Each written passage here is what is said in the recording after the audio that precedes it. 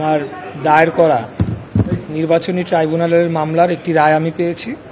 তো সেই রায়ের পরবর্তী পদক্ষেপ কি হবে এবং কিভাবে সেটিকে কার্যকর করা হবে সেটি আলাপ করার জন্যই আমি আজকে আমাদের মাননীয় সিসি মহোদয়ের সাথে দেখা করতে এসেছি। এটাই, আর কিছু না। সিসি মহোদয় কি বললেন? না, এটা না, এটা আর কিছু। পরবর্তী কার্যক্রম বলতে আসলে কি বুঝিয়েছেন? পরবর্তী কার্যক্রম তো আপনারা জানেন যে এটা ফাইলটা আসছে, এখানে এরপরে একটা গ্যাজেট হবে, সেটার একটা টাইম ফ্রেম আছে। তারপরে গতকালকে নিউজ আপনারা জানেন যে একটা মতামতের জন্য আইন মন্ত্রণালয়ে পাঠানো হয়েছে। তো সেটারই একটা ফলো আপ আমাদের ইন্টারনাল ডিসকাশন বলেন, বা আমি যেহেতু এখানে মূল ছিলাম, বাদী ছিলাম, আমার তো একটা এই যে কি হচ্ছে সেটা আপডেট নেওয়ারও একটা বিষয় থাকে, সেগুলোর জন্য আর কি।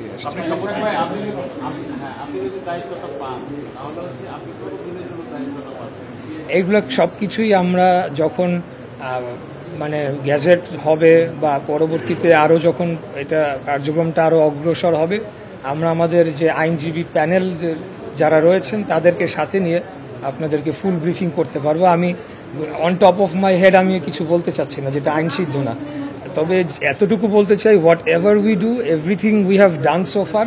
প্রত্যেকটা বাংলাদেশের যে প্রচলিত আইন রয়েছে, স্থানীয় সরকারের যে আইন রয়েছে, প্রত্যেকটি স্টেপ ফলো করে এবং আদালতের কোর্টে এটা হিয়ারিং করে সাক্ষী শুনানি সহ সমস্ত যাবতীয় কিছু সম্পূর্ণ আইনসিদ্ধভাবে করা হয়েছে। এখানে একটা অপপ্রচারের জবাব আমি আপনাদের মাধ্যমে দিয়ে দিতে চাই। অনেকে প্রশ্ন তুলেছে যে এখন কেন, এত বছর পরে কেন, বা এটা এমন না যে ওয়ান ফাইন মর্নিং 5 তারিখ অগাস্ট 5-এর পরে আমার মনে হয়েছে আমি কোর্টে গিয়ে একটা রায় লিখিয়ে নিয়ে এসেছি। এই মামলাটি কবে করা হয়েছে আপনারা খোঁজ নিলেই জানতে পারবেন।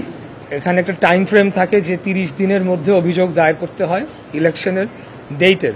সেই 30 দিনের মধ্যেই করা হয়েছিল।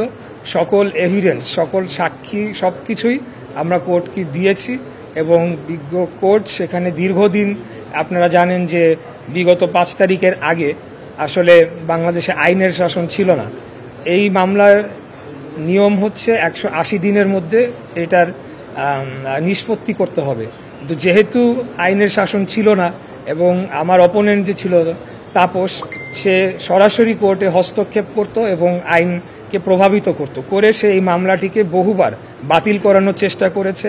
এমনকি কোর্টের যারা এইটার দায়িত্বে ছিল এই ট্রাইব্যুনালের, তাদেরকে হুমকি পর্যন্ত দেওয়া হয়েছে, কিন্তু কোনো সময় আমরা কিন্তু ব্যাক আউট করি নাই। আমরা যেভাবেই হোক, বারে বারে টাইম পিটিশন দিয়ে হোক, আবেদন করে মামলাটি আমরা চলমান রেখেছিলাম এবং পরবর্তীতে এটার যে ডিউ প্রসেস হয়েই আমি রায়টি পেয়েছি। Thank you.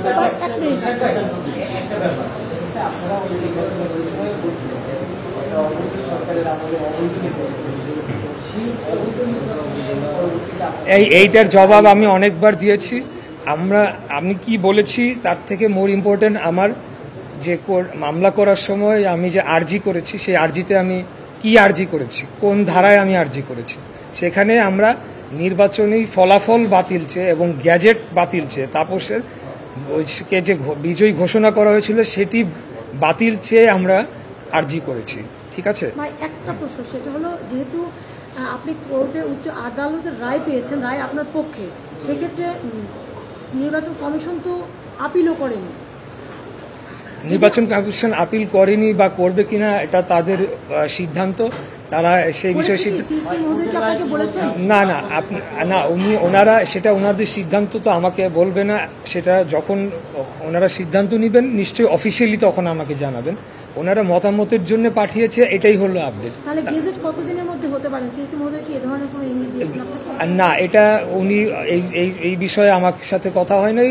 আমি যতটুকু জানি যে রায়ের কপিতে লেখা আছে যে